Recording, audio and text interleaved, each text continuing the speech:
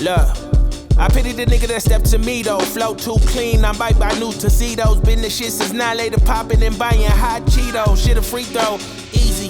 Please believe me, baby. Bought a Tesla, bought a Rolex watch, and I ain't dreaming, baby. Scheming, maybe. Hey guys, Forrest Proctor here, Epic Creative, and today I'm going to give you a user review of the Red Scarlet Mysterium X cinema camera. It came out in 2012. I bought it this year in 2023 and have used it on a lot of different productions, commercials, documentaries, and stuff like that. So just want to tell you my experience. That way you can see if this camera would be good for you in 2023. So let's get into that. First of all, let's see, I've got some notes here. So the Red Scarlet X, I believe, came out in 2012, and it was basically a response to the market to release an affordable version of one of their cinema cameras, and it was meant to be like a B camera to some of the more higher end cameras that they had at the time. It's super awesome. I've really enjoyed it, and yeah, we're gonna get into a few things, pros and cons, and reasons you might want or might not want to buy this camera. So I've owned this camera for 6 months. I wanted to wait to make this review and make sure that I had used it thoroughly. And I have definitely used it thoroughly. I've used it on documentaries, promotional videos for different brands, commercials, internal videos, corporate work. I've actually shot a wedding with it. And I will be showing you lots and lots of video on screen during this, just so you can get an idea of the footage and kind of the color and stuff and the look that you can achieve with the camera. But yeah, I did want to get the camera, shoot with it for a few projects and then show you, and I probably could even still wait, but I felt like this was the right time. I'm actually up in Arkansas shooting a project right now, so that's why you see me sitting in my camper.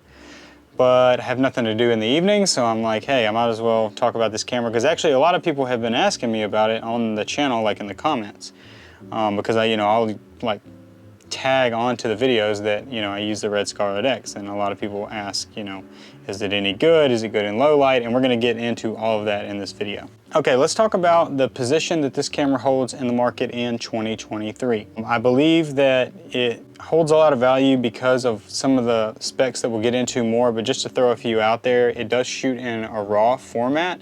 So if you're a videographer and photographer and you've shot in RAW on your camera and brought it into Lightroom, you know the flexibility of being able to manipulate the highlights and the shadows, and this has very similar, it operates in a similar way. On top of that, it is a true cinema camera in the way of the different tools and controls you have inside of the camera.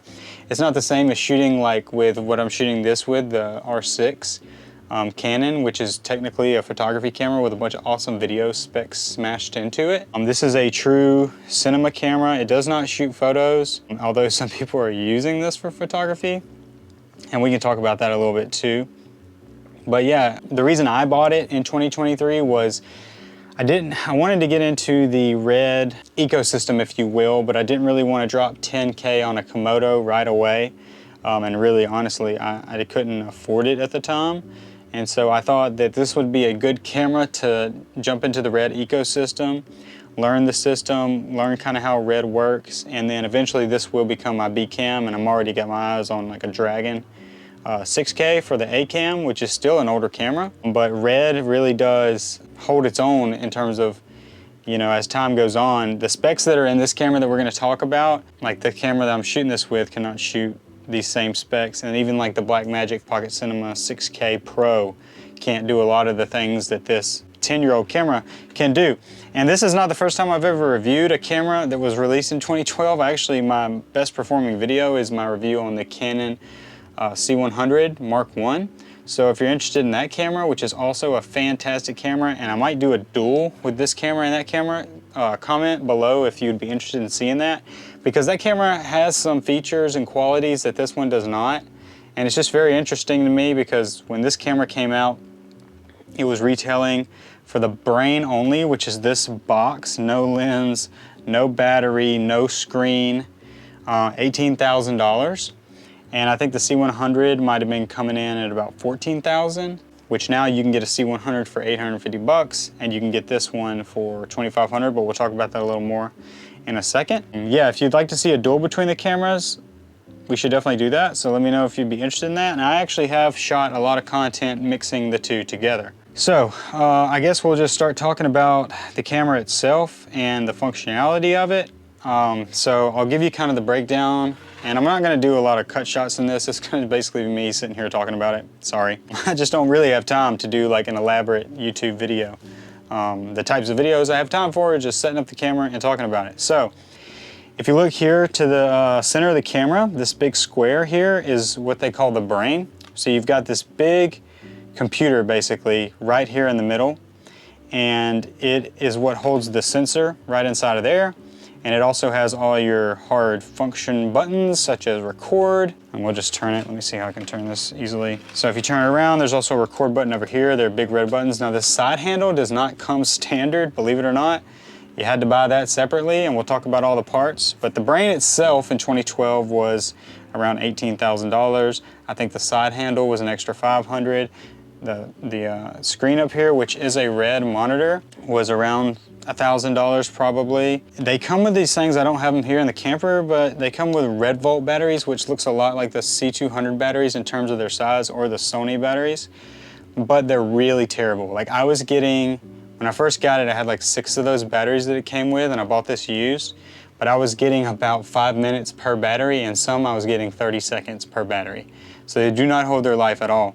So what I would suggest if you do find yourself wanting to buy this camera is get yourself an attachable battery plate that you can run V-mount, or in my case, gold mount batteries on. And that way, like with these, I'm getting like at least 2 hours, and I've got 4 of them.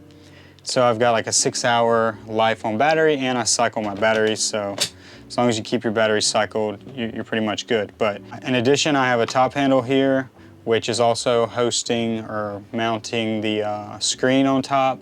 The screen is a red screen. It is the Red Pro screen, and the benefit of having this, sorry, I fixed my mic. I have several other monitors like the Atomos monitors, the Shogun and the Ninja. This actually gets the computer feed from the brain and allows you to use this as a touch screen. So I really like that because I can easily navigate the menus with that, but you can also navigate the menus from the side handle here, which is still nice, and it has 6 or 7 buttons right here on the side. I know you can't see them, but just take my word for it. And you can program each button to do anything you want, pretty much anything you want. And that's the other thing with this camera is it is fully customizable in the way that everything can be programmed almost down to a software engineer level where, you know, I can tell it to shoot 18.2 frames a second. Why would you ever do that? I haven't a clue. But you can do it if you want to. In addition to that, the audio inputs are here on the front, and they're just your standard 1/8" jacks, like the little headphone jacks. I actually bought this Tilta adapter where I could put XLRs in there, and it's been working really great. And I have a shotgun mic right here mounted, actually with zip ties, because my little mount broke in transit the other day, and the zip ties are actually working good, so I'm probably not gonna ever take them off. But yeah, I think that's pretty much it for the camera. There is one other part of it on the side here where it says red. That little slot is almost like a VCR, the way it's like a door, and it takes these red mag cards basically. It's not focusing, but anyways, doesn't matter. It takes these red mag cards, and I have like literally this giant stack of them. Actually probably weighs like half a pound. Like these things are really massive, and I really like these because as much as I like the size of, say, a memory card and the capacity and all that, and they're just so small and they're very affordable, these feel like just sturdy hard drives. In fact, they feel even kind of like a similar build to the Samsung T5s and T7s, just to give you a reference, because a lot of people have those. So these are really, really well built, and they just feel super sturdy and click in. And so, I don't know, I know they're expensive. Like, I think all of these drives here cost me around $1,000 used, and they range from 64 gigs, 28 gigs, and 240 gigs. But I just wanted to make sure I had enough of them for the type of shooting I was doing, and if I ever needed to, you know, fire off footage on one and then put it aside and go shoot the next day on another, I didn't want to be reliant on transferring data on the fly. Like I could kind of like stack data if I needed to. I've never had to do that, but I'm just glad that I have them all, and I actually have them all labeled too. So like this one says Epic Mag 5, Epic Mag 2, and that just helps me keep up with what I've been shooting and what's on what. Now, when it comes to getting your footage off of this camera, you're also gonna need, and I guess this is a good time to talk about all the things you're gonna need for the camera to get it up and running, but you're gonna need this Red Mag 1.8 drive reader, and basically the little things we talked about, the red mags are gonna slip right into there, and then this is gonna plug in via eSATA. I've got an eSATA to USB-C, so I can plug it straight into my new MacBook, and it'll transfer that way. Now, everything you're gonna need, like, so if you get on eBay right now, or online at all, you can get this body for, I'm looking at one for 2,500 bucks, another one for $2,200. There's actually one out there for $1,200. That's just the body. It actually comes with the Tilta XLR. There's a lot of different options out there, but just the body is gonna run you between 1,800 and 2,500 bucks. Now, I found mine as like sort of a package deal, and I'll talk about what it came with and what I had to buy extra. You already know I had to buy the XLR adapter extra, but it came with the top screen, the side handle, there's a cheese plate on here, and the top handle, and the cheese plate on the bottom.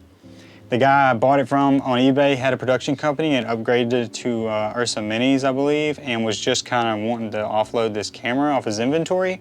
So I got the entire system that I just named for you there for around 2,800 bucks, probably $3,000 after the shipping and all that. In addition, I had to buy this battery adapter in order to run my gold mount batteries. The gold mount batteries were like over $100 a piece. In fact, I think one of them was $200, the bigger one. And so all in on batteries and chargers, I was probably $400 in. The XLR adapter we talked about earlier was about $100. And the mic I already had is probably around $200. So all in all, I think this whole rig right here is probably, I've got $4,000 in it. And then you might as well add another $500 for all the cards that I had to buy. So what did I say, 4,500? Anyway, you guys do the math. It's not that much in the world of cinema cameras, especially if you're looking at a Red Komodo or something like that. And you know, I like older cameras sometimes, and we'll get into what I think of the sensor and the image quality and all that stuff. But that's basically all of the camera itself. If you guys have any questions or if I missed something, I apologize. I'm not like a super great YouTuber, but I've used the hell out of this camera, so I am good at that. And oh yeah, I guess I should show you this. The side handle here opens up, and basically you can put those batteries I talked about earlier, the red volt, but if you're looking at a unit and they've got red volts that come with them, fine, but do not buy red volts and do not make that something that you get a unit because it's coming with the batteries and they're red volts. Just forget about them. Mine are still sitting on a shelf. I guess I need to put them on eBay. I've been told that there are people out there who fix them and repurpose the insides of them for something.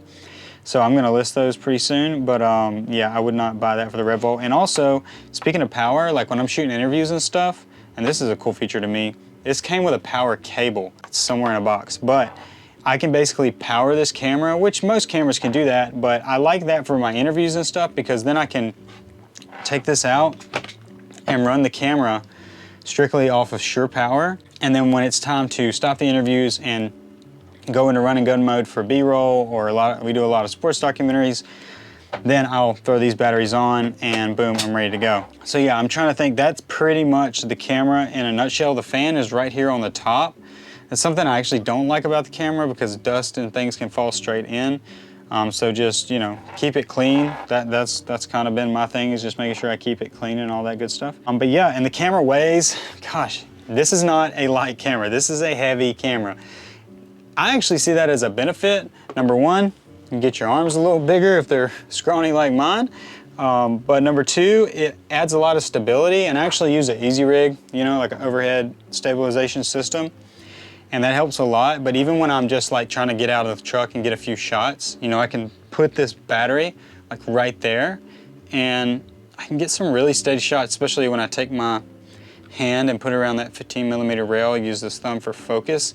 And I've had this thing rigged out, guys, where it was like, my matte box was on here, the follow focus and all that good stuff. And sometimes you definitely need that stuff. Not so much the follow focus, but the matte box. And it gets even heavier. So just take that in consideration. If you're looking for something that's light, that's gonna fly on a gimbal, like I've got a Ronin S over there, this is not flying on the Ronin. I have 2 other cameras that I would put on the Ronin if we're looking for some, you know, tracking shots or something. This is a handheld camera, at least in my opinion, and for what I use it for, I didn't think that it would be worth investing another 10 grand in stabilizing it. I just like the way the handheld looks, and it's a really good handheld camera, and when I need those low angles, it's nice where the screen's at. I actually find the ergonomics of this camera to be quite satisfying, and you know, the C100, if you go back and watch that video, or if you know anything about C100, or if you guys out there have used the C100, or the C200, or the C300, or any of the Canon C lines other than like the 700 or 500, which are like these massive submarines, you'll know that the ergonomics of those cameras is super satisfying. Because when you put your hand in there, it's kind of like this thing that goes over your hand, and it just feels like it was meant to be in your hand. I actually feel even more strongly about this camera, I think, because it has a little more weight, and because it's a little more square and not so rounded around the edges. Something about that feels better to me, and this side grip just, I mean, this whole camera is a freaking tank, man. Like, everything just feels like it was built out of steel that they used to make rifles. But anyway, that's the ergonomics of the camera. Let's get into a little bit of the specs. This isn't gonna be like some kind of index spec review. There's another guy, I'll link the video down below, I forget his name, but he's actually the one who kind of convinced me to buy the camera, or his review justified it for me. We'll get into the specs and kind of like, you know, getting your footage and then what to do with it once you get it.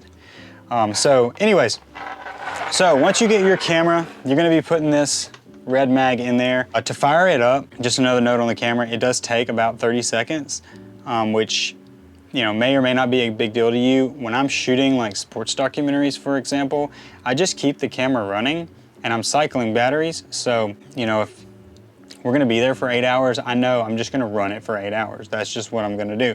And then interviews, like we spoke about, I'm gonna use Sure Power. But yeah, once you finally fire it up, you know, you can go through the menu or watch that guy's video on the menu system, or go find another video about the menu system, because I'm not gonna talk about the menu system, but I will briefly talk about the capabilities of the camera. Now, at its best, it shoots 4K RAW at 24 and 30 frames a second.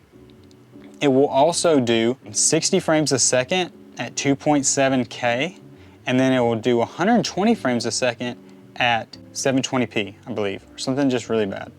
So just kind of forget about that.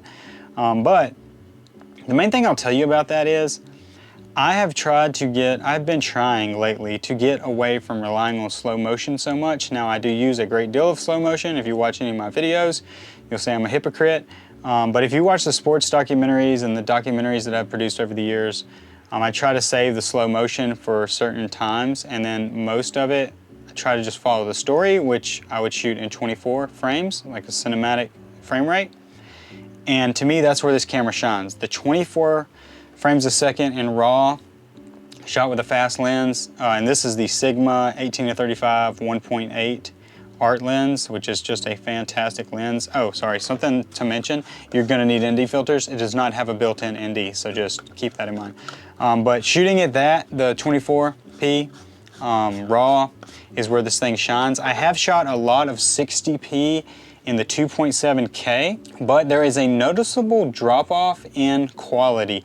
And I'm not just talking about resolution, because I shoot a lot of weddings and stuff with my EOS R, like the original R, and it only shoots 60 1080p, but I don't see like a huge drop off in quality. With this, for some reason, the film, or the film or the footage or whatever you want to call it, it gets very noisy at 60 frames a second, 2.7K. for whatever reason, I've used noise correction software to kind of smooth this out, and it does turn out good, but I wouldn't say it turns out great. So this is not a slow motion camera, let's just put it that way. And I don't use it as a slow motion camera. When I want to do my slow motion, or I have like a really cool slow motion idea, I will use the R6 or something like that. This is a camera that I like to use for following the story and go in 24p.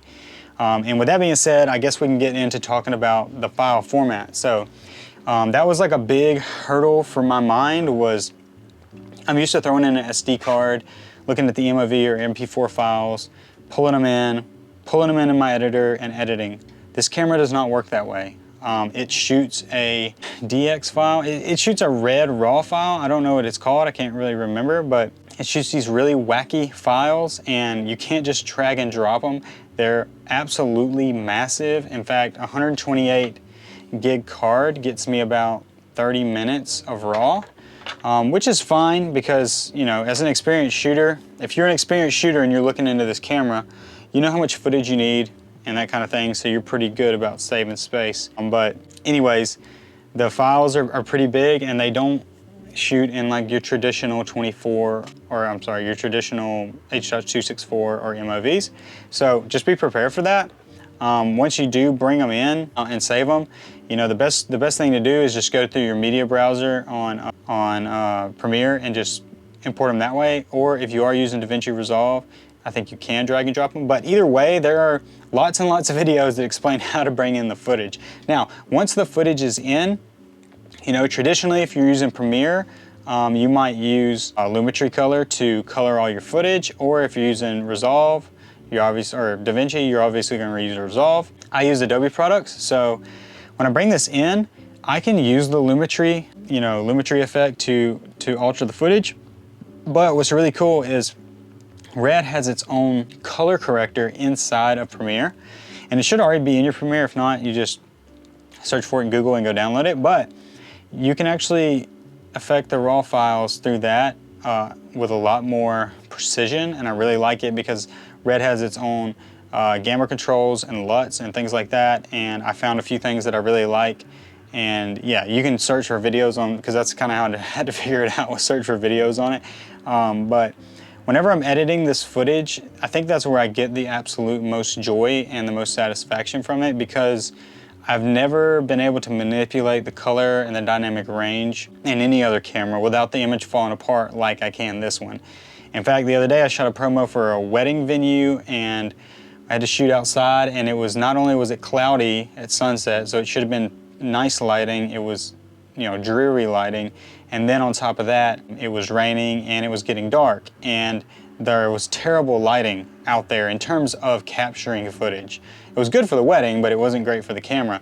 And in looking at the footage on my screen, it was really underexposed and really dark, but I kind of had the camera maxed out in every area. And so I just had to shoot it. But then once I got it back to the editing bay and started working with the footage, I found that I could recover all the shadows really, really well. And that's something else. Like, this camera's got a lot of dynamic range. I can't remember how many stops. I want to say it's like 13 to 16, which back in the day when they made this camera would have been pretty revolutionary. And 13.5 stops dynamic range is what it's saying, and then up to 18 stops HDR, which you can get into all that later, but the HDR is a little bit useless on this camera. But yeah, let's just say 14 stops dynamic range. So in terms of exposure, you're able to really save your image or bring it down and manipulate it how you want, similar to like if you were doing raw files for a photo. And then in terms of the color, I don't know what Red does with their sensors or the color science, but them and Canon, I think Canon's just in second place for me right now. The colors that come out of this camera are just amazing. The skin tones to me look so accurate and rich, and I just love everything about the color when it comes to this camera. And something that kind of freaked me out in the beginning was, when I brought this into Premiere, was I gonna be able to edit smoothly with this? And I had, at the time, like, this is a 2023 M3, MacBook Pro, but I also have a 2017 iMac which is a great computer, and it's got a lot of updated RAM and stuff. But when I first brought the footage in, I was really nervous about it bogging down. Was I gonna need to make proxies, you know, whatever. I've never made a proxy with this camera. I've edited everything in either 3/4 or full resolution RAW and never made a proxy. Now I have had a few instances where that iMac, the 2017 iMac, crashed out on me. Of course, autosave, always autosave. It wasn't a huge issue because I was autosaving and I'm able to recover it and just continue with my work. It's never happened on my new MacBook, and yeah, the footage it plays so seamlessly, I can't really compare it to anything else. You know, even with the OSR, or this video, the R6, or with the C100, there's always just like a little bit of give and take with that. Like you can kind of feel like it wants to lag, or when you press play, it kind of starts. You know, it has like that little buffer time. For some reason, the RAW format of this never, ever, ever, ever does that. It's so smooth, and when you're scrubbing, it just scrubs. It just scrubs fluently. There's probably a reason for that, and if you can come up with a reason, please let me know. I would freaking love to know why that happens or why that's the case. But yeah, it's really good at that. In addition, the tools that you get on screen, which I'm not gonna fire the camera up and show you, but the tools you get on screen are amazing. The focus peaking is great. I love the exposure tools. They have this thing called goalpost where it looks like football goalpost, and there's basically a histogram that travels in between, and if this goalpost turns red, you're overexposed, and this one, if it turns red, you're underexposed. I just like the way that system works. I don't know if any other camera companies do that, or if this is proprietary to Red. It could very well be, but I find it to be very easy to just look at the screen on the fly and tell if I'm over or underexposed. I've always trusted histograms and scopes for all my exposure, because I know even if I'm seeing it a certain way or my LCD is projecting it a certain way, that might not actually be true in terms of the image and what it's going to look like when I edit. And I found with this camera, that's no exception, and in fact, it's probably the most accurate camera I've ever shot with, and I just love that feature. Also, there's like a lot of controls inside of the camera that are super useful. You can set presets, and I have a lot of presets set up. Like I have a Epic 24 set up, Epic slow-mo setup, and actually an Epic super slow-mo setup, which I've never used. But it makes it aware like I'm not fumbling around the menu to get to those different frame rates and things. And of course, everything stays at 180 degrees in terms of the shutter. So yeah, I really love the functionality of this camera. Another thing that is just kind of like a side note about the camera is it carries a gravitas with it. It carries a sort of status. In fact, the first time I ever shot with the camera was at a museum opening, and I brought the camera and didn't bring my easy rig or anything. I was just kind of carrying the camera around, and several different news guys were there to cover the event as well because it was a local thing. And I was actually working for the client, but they all were like, oh my God, I've never seen a Red. And I've actually had other clients too that maybe weren't in the cinema space, but they knew different camera names. And I'm not the best videographer by any means or any stretch of the imagination, and the word Red is not making me a better cinematographer or videographer, but it is just kind of cool to see that people really do respect the name. And what I think it translates into is, if you're willing to put your money into a Red, learn the system, it just says a lot about you and your business, that you're taking it seriously. And not that you're not taking it seriously if you're using Blackmagic or something like that, that's not what I'm saying. But I'm just saying Red carries some weight to it. And that's just based off of their history and the culture that's been built around it. I'm trying to think of what else. What else is there to say about this camera? Yeah, I guess I'll stop making this video now because it's going pretty long, but all in all, I really love this camera. If you're looking for a cinema camera that feels like a cinema camera, looks like a cinema camera, and gives you images like the ones you've seen on screen in this video, and has a little bit of a reputation and maybe would turn some heads in your space or with your clients, I think it's a good option. Again, if you haven't seen my C100 video, the Canon C100, I think that's a great option too. It feels just like slightly more plasticky, but still an amazing camera, and honestly would probably beat out this camera in a lot of ways. And so I'm excited to see if you guys want a dual, because we'll definitely put a dual together. But yeah, guys, I really appreciate you watching this video. I hope that you are reaching all your goals and your cinematic dreams in your video business or photography, or if you're just doing it for fun. I hope everything is going great for you. If you don't mind, like, subscribe. If you don't do those two things, I'm not gonna hold it against you. I really appreciate you watching this video. Sorry it came to you in such a lo-fi fashion, but it's just been on my heart to talk about it, and I'm shooting with it all this week. So yeah, just had a lot of fun with it, and I hope this video was helpful. I will see you guys in the next video.